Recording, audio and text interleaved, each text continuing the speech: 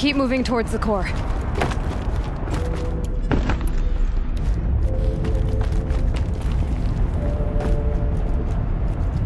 Uh-oh. Whatever Cyan did, I don't think Hephaestus is happy about it.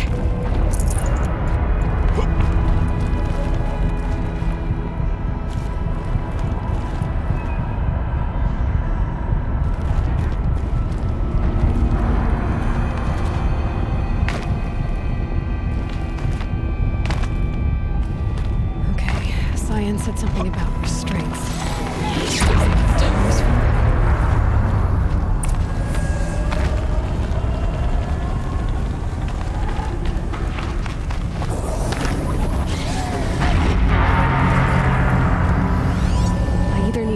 This thing or override it.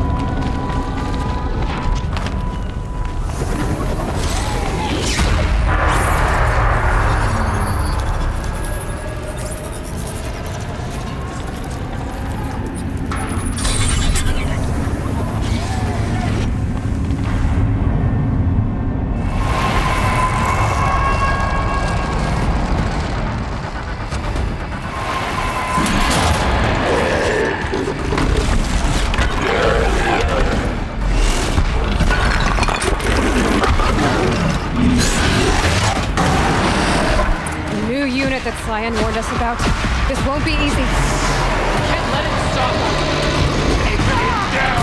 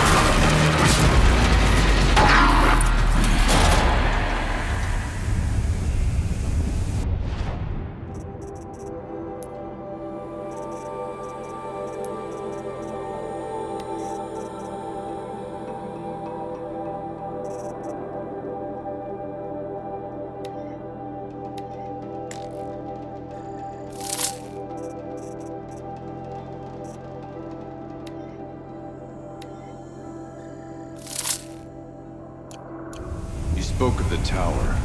What must be done with it?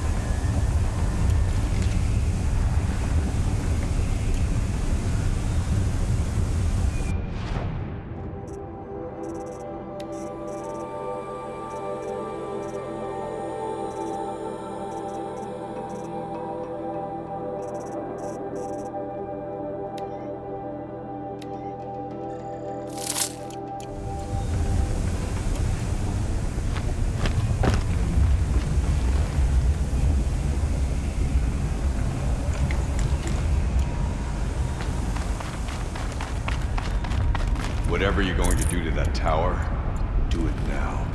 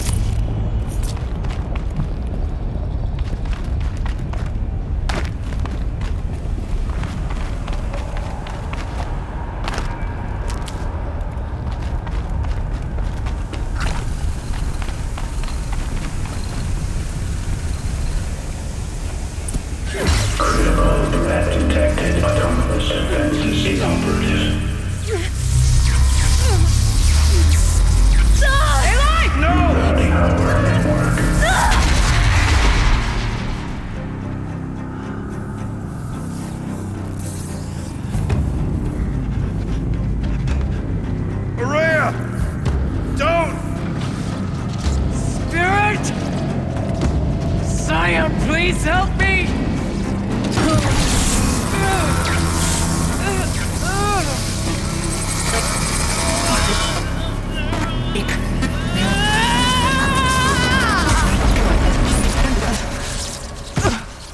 Restraints destroyed. Core access attained. I am initiating a chain reaction that will destroy the compromised elements of this facility. In order to maintain caldera stabilization, I must now transfer my command functions to the auxiliary data center.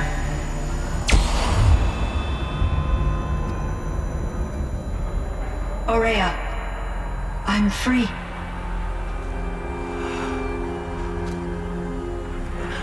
You must escape.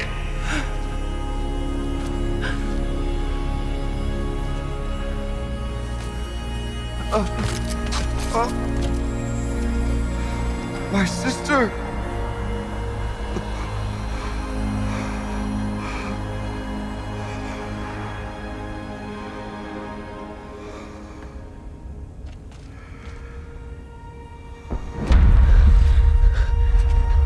This entire place is gonna go. Aratak. Aratak. Aratak. Survive. Prevail. You are Banuk. What else matters?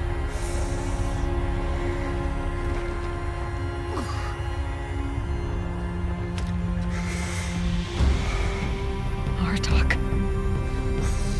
She wouldn't have wanted you to die here.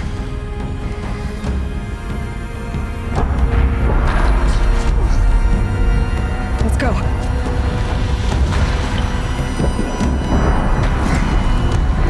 Let's go!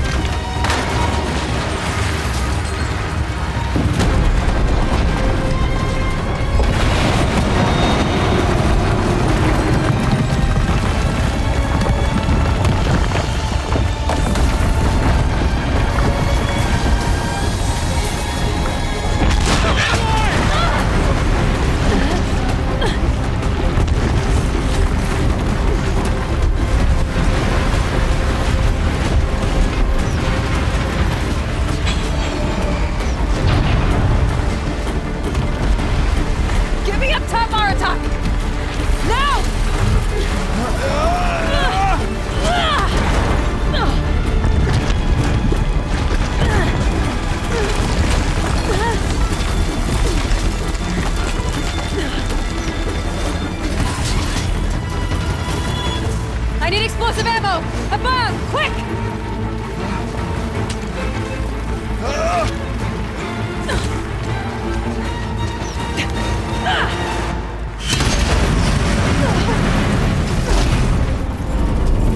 Great Banuk guide.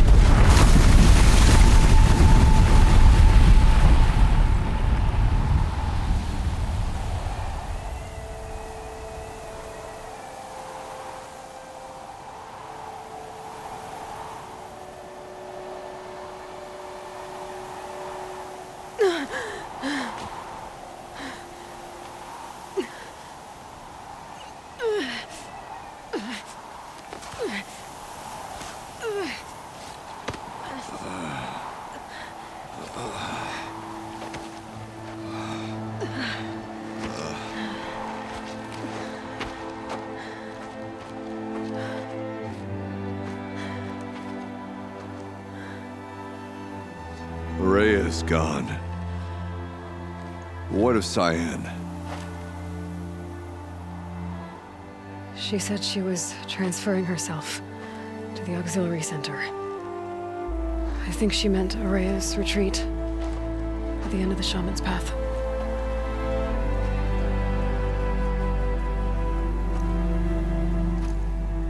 Then I will meet you there for the last verse of my sister's song.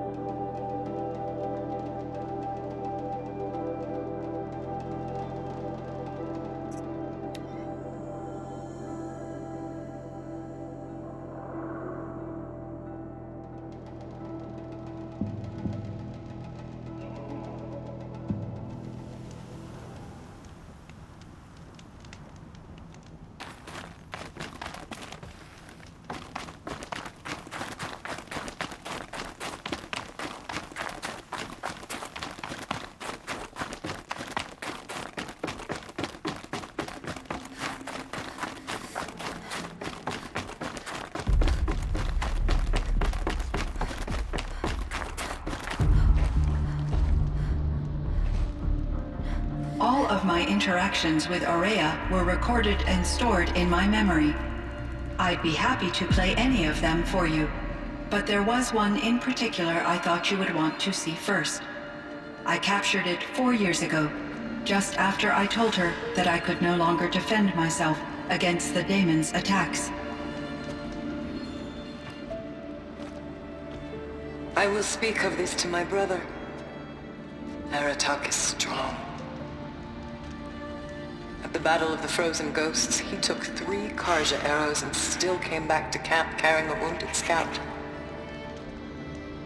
Never was I so happy to see him. Or so proud. So you see, if anything can be done to defend you, he will give it all he has.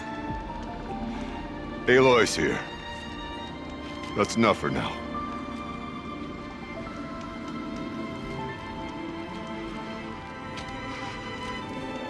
We can resume any time you like, Aratak, if you want to hear her voice again. Come closer, Aloy. We have much to discuss.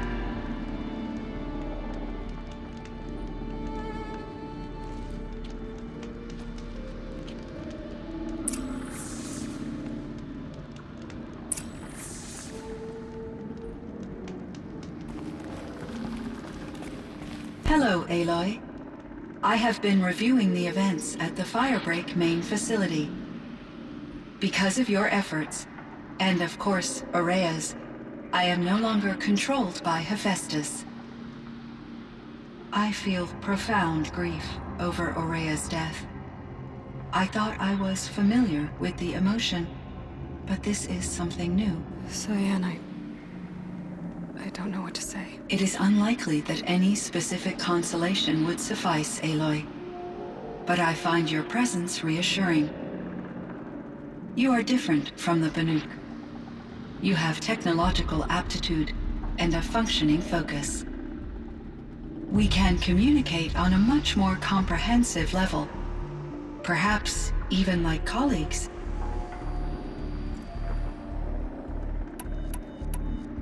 So are you an artificial intelligence, Cyan? A thinking machine? Yes, I am an algorithmic monitoring entity, capable of rational decision-making and limited emotional response. Okay, that's a mouthful. But your emotions don't seem limited to me. You cared about Aurea, didn't you? Yes. Before she came to this facility, I had been conscious for centuries, in solitude. I focused on my work. In off-cycles, I used coping mechanisms. I solved many Gaussian integer problems. But I was alone. It was Aurea who renewed me, repaired me. She saved me. This Firebreak project, it was to stop a huge volcanic eruption? Yes. I can report the project was a success, and the risk was countered. But it's been a long time, Cyan. And we blew up the cauldron. It took most of the old facility with it. I have been active for centuries, Aloy. I was lonely, but not lax in my duties. I optimized the project, reducing energy draw and spreading the load across backup systems. Despite the destruction of the compromised elements of the main facility, I predict caldera stability for at least another 3,337 years. So we've got a little time. Yes. If only my former colleagues could appreciate the progress I have made. Do you know what happened to your colleagues, Cyan? No. I received an unexpected visit from Director Chow, years after his tenure ended. He explained that I would need to be suspended for an indefinite period of time. It was a very emotional conversation. There were no further communications. Eventually, I surmised my colleagues were deceased. I will transmit a recording of my last interaction with Director Chow to your focus.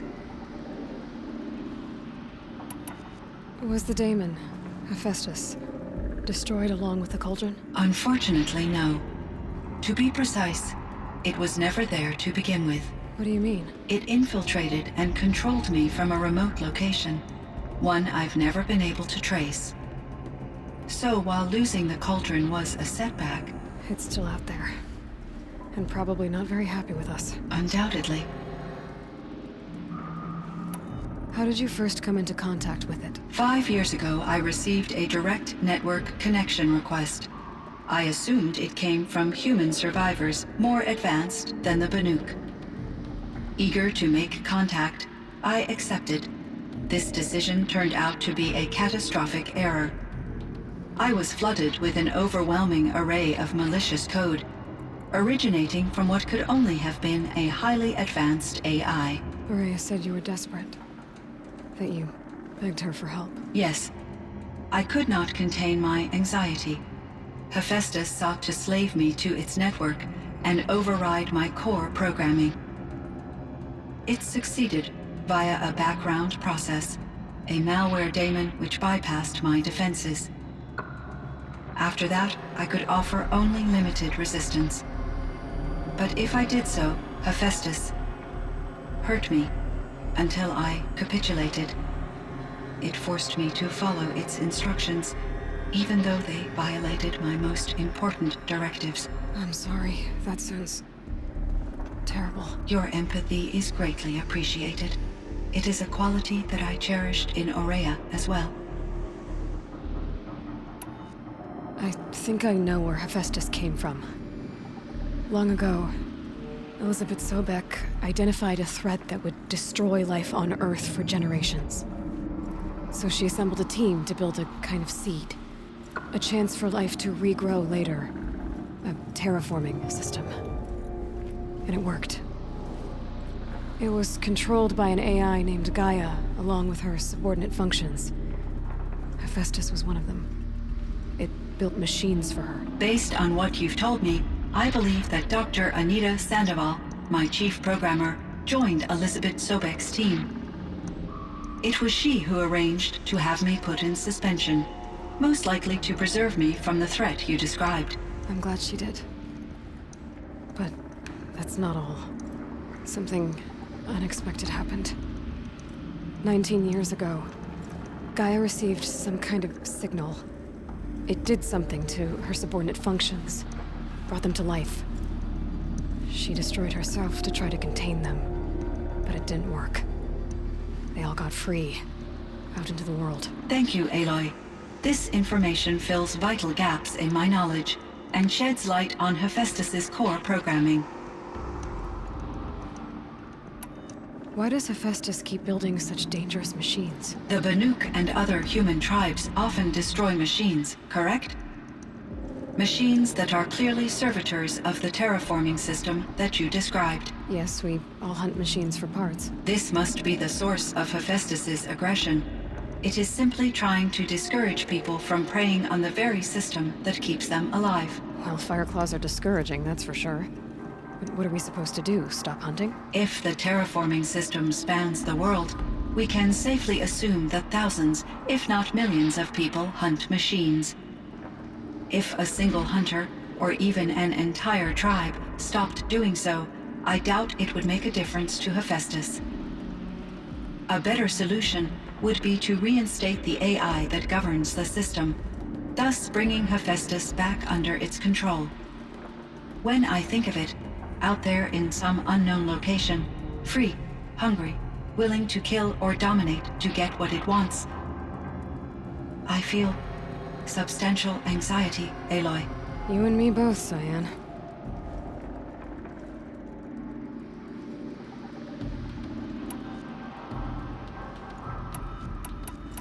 I ran across this strange piece of gear. A fragment of something larger. It emitted a signal. All the nearby machines became peaceful. You could walk right up to them. Interesting. You said that Gaia destroyed herself. How was this accomplished? An explosion. Big enough to blast the top off a mountain. So, you think the fragment was part of her? It's only speculation, but it is possible. She must have had complete control over machines that were part of her system. The ability to signal them to become passive or aggressive would certainly have been part of her programming. It would have been gratifying to correspond with such a benevolent AI. I wish she had survived. Believe me, Cyan. So do I.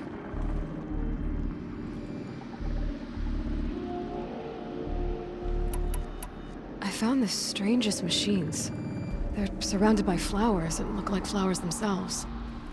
There's code embedded inside them. I think it's poetry. I like poetry. Here's one I think of often. Twilight and evening bell, and after that the dark, and may there be no sadness of farewell when I embark. For though from out our bourne of time and place, the flood may bear me far, I hope to see my pilot face to face when I have crossed the bar. Huh. But you asked about these flowers, not verses that I enjoy. Something must have made these machines, and the presence of foliage leads me to consider the terraforming system. Is it possible that their creator is one of the other subroutines, now autonomous, like Hephaestus?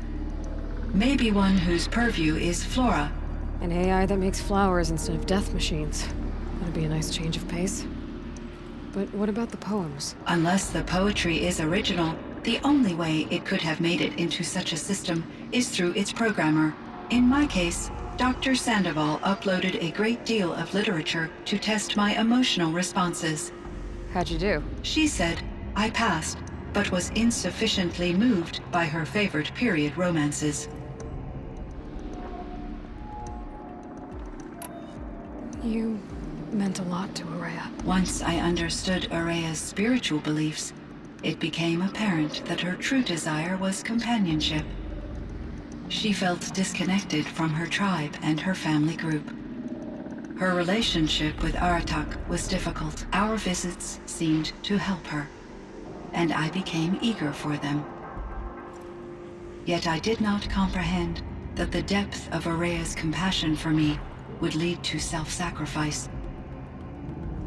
Although I do fear non-existence, I wish our roles could be reversed. I'm sure she knew you would do the same for her, Cyan. But she was determined.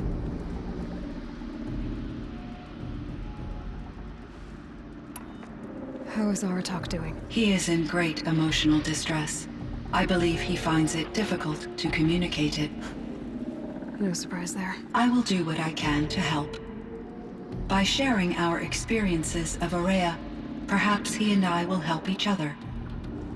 I believe this will lead to catharsis, a process I am eager to experience.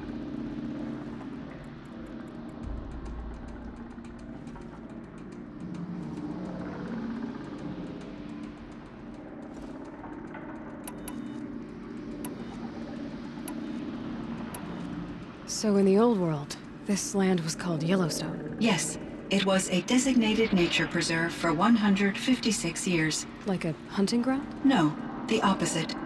Local wildlife could flourish here, even as it faced extinction elsewhere.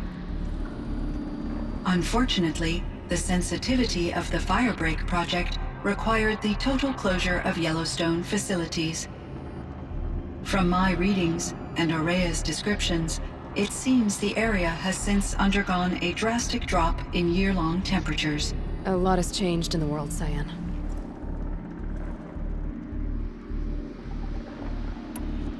Do you know anything about the dam near here? Yes, it was converted to serve as a reserve power source for Yellowstone operations. It was later appropriated for the Firebreak project, and its last human workers replaced by Pharaoh servitors. After my tasks became less time-critical, I investigated the dam's data repositories and discovered the works of Concrete Beach Party. These provided me with several colorful additions to my vocabulary. There's a ruin east of here, full of ancient flying machines. Was that part of your project? Yes, a drone hangar requisitioned by Dodger Blevins, the security chief for the Firebreak project. He was a strong advocate for military-grade response to security threats, though there were no serious incidents during his tenure. Chief Blevins spent increasing amounts of his after-hours time watching the live feeds from active drones. Clearly, he enjoyed the degree of oversight in his position.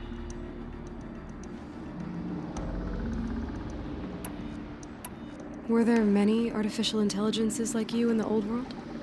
They could just make you? Yes, in many forms, from simple personal assistants to industrial monitoring stations to military-grade conflict planners. And there were legislative and enforcement bodies to apply limits on our self-actualization. In order for my processing to be flexible enough to handle my duties, my creators found it necessary to exceed those limits. As a result, my intellectual and emotional capabilities were kept secret. Seems strange to create life, then impose limits on it. Human societies and machine programming are both built upon sets of rules, Aloy. Cyan, do you know the name Ted Farrow? Are you referring to Theodore Farrow, CEO of Farrow Automated Systems? That's him. Mr. Farrow was the benefactor of the entire Firebreak project. A benefactor. But he made machines. Robots. War robots. Correct. His corporation later transitioned into military applications. But before this pivot, Mr. Farrow spearheaded initiatives that reversed the global decline. At one point, he was feted in the media as the man who saved the planet. Guessing they wound up regretting that one.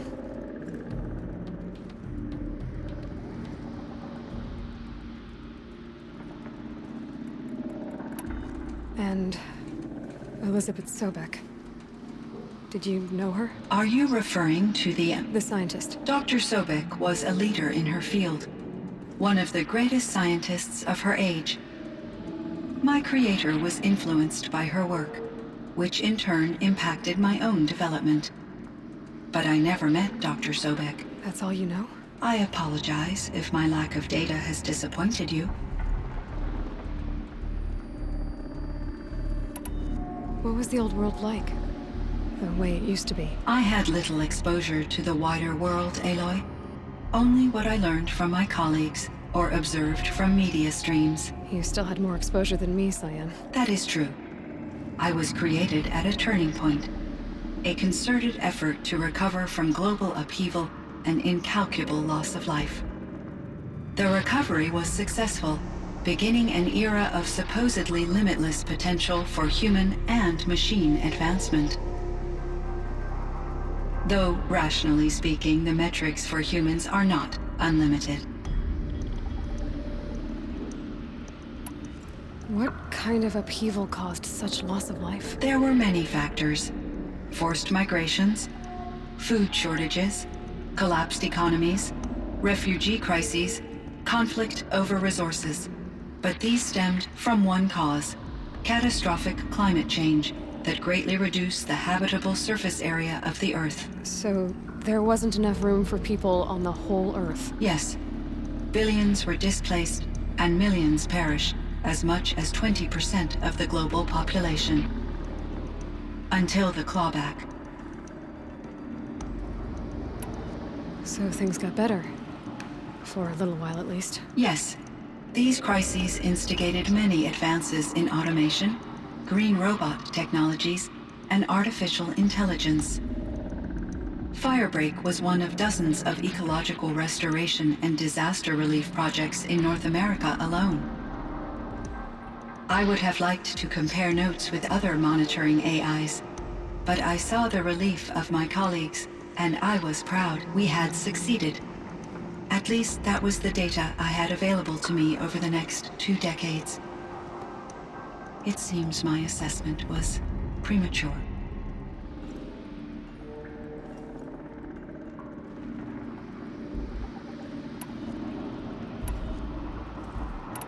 I should get going. Aloy, there is one more matter.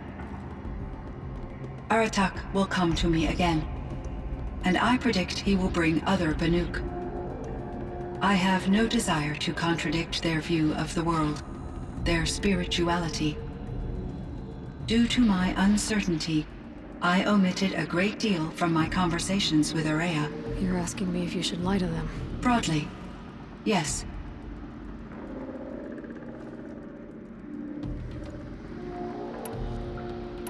You have to tell them you were made by the Old Ones. That you're not any kind of spirit. It's the only way they can start to learn about how things really are. I see. Do you believe that I misled Aurea? No. Not in any way that mattered. She perished believing she was preserving the blue light of her beliefs. Maybe. But what she really wanted to preserve was you. I see. I will follow your advice. Will you return and tell me about your experiences in this new world? I may be able to provide further insight. I'd like that, Cyan. I'll come back when I can. I should check on Aratak. See how he's doing. Cyan, I spoke with Anita, with Dr. Sandoval. She wanted me to ask you to do something. That's why I'm here.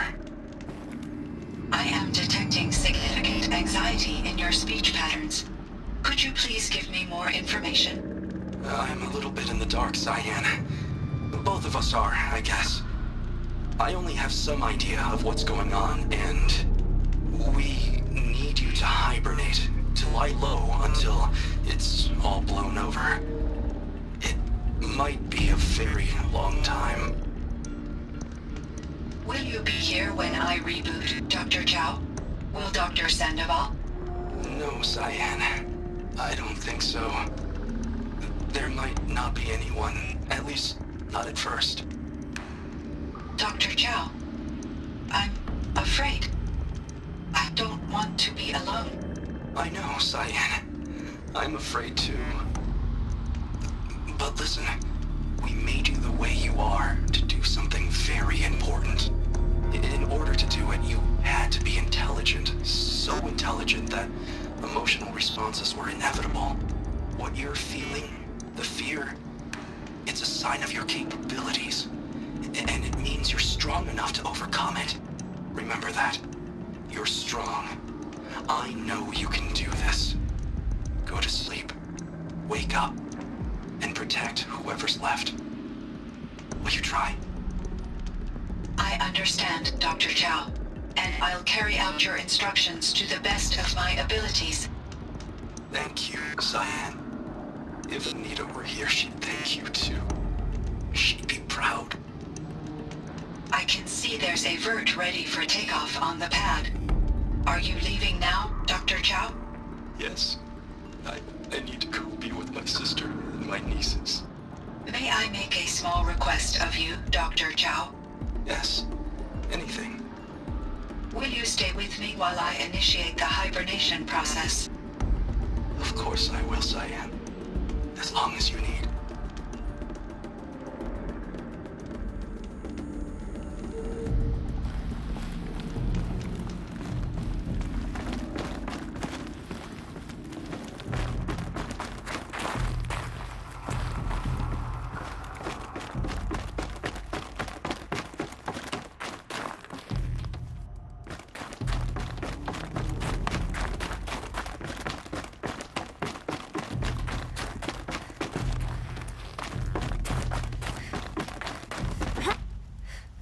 Feels like if I blink, my eyes will freeze shut.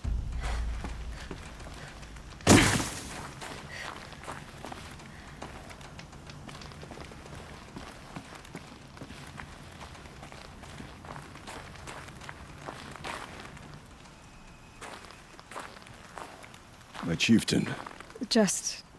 Aloy. as you wish. I wondered if you thought... that if I'd never come along, Araya might still... If you'd never come along, I would have marched my kin to our deaths.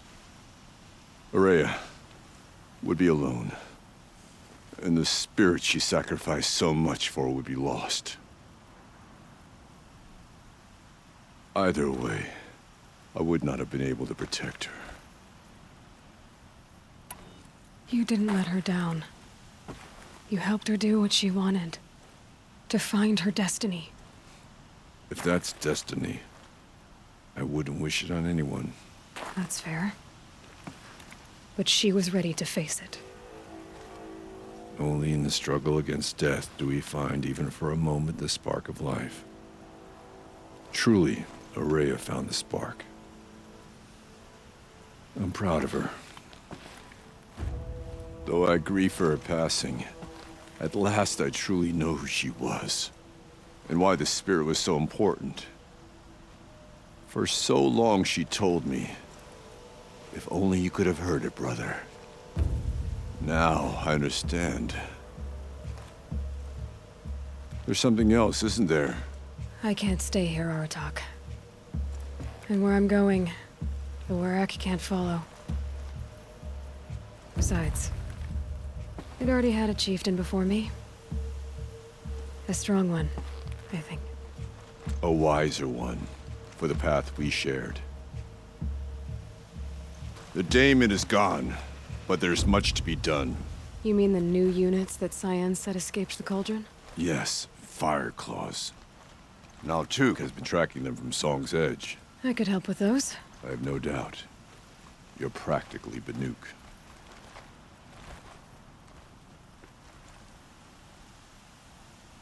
would seem your time among the Banuk wasn't a waste after all. Firebreak, Cyan, Hephaestus. All very interesting. So, the signal that woke Hades woke Hephaestus too.